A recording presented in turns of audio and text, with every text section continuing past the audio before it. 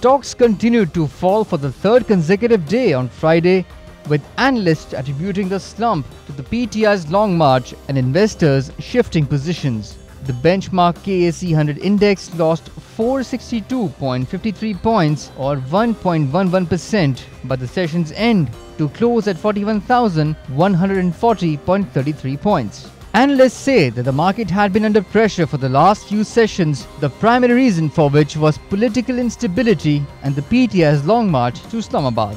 The march has created uncertainty, with investors taking a backseat, offloading their positions out of fear of a law and order situation arising.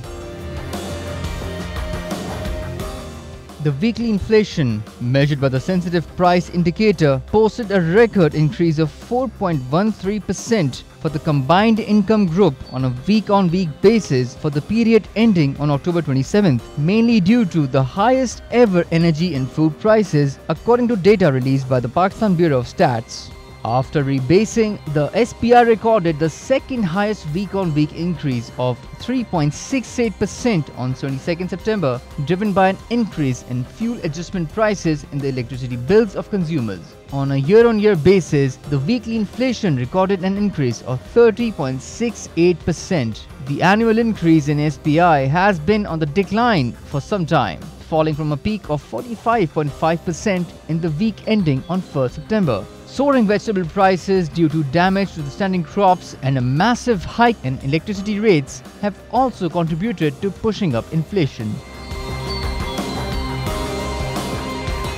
Putting the flood damage and loss estimates at over $30 billion, which is equivalent to around 6.5 trillion rupees. Leading international agencies have warned of a substantial increase in poverty levels, widening fiscal and external account deficits amid political and economic instability.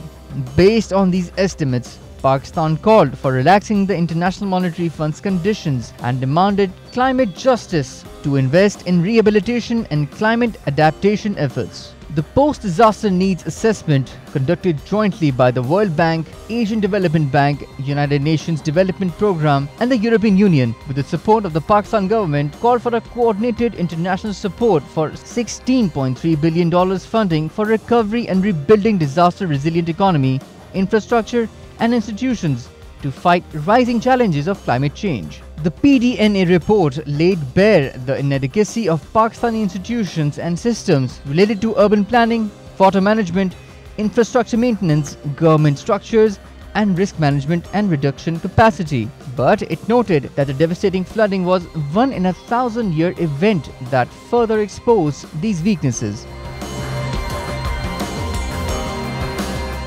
Prime Minister Shehbaz Sharif on Friday said Saudi Crown Prince Mohammed bin Salman bin Abdulaziz Al Saud would soon be visiting Pakistan, during which he would announce a $10 billion investment for establishing an oil refinery in the country.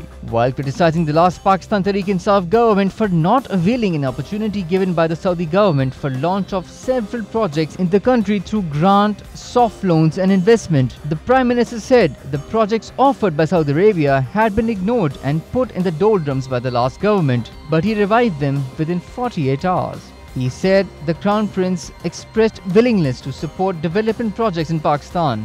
The Premier's remarks came days after he concluded a 2-day trip to the kingdom, during which the two leaders resolved to upgrade bilateral ties and fraternal bonds.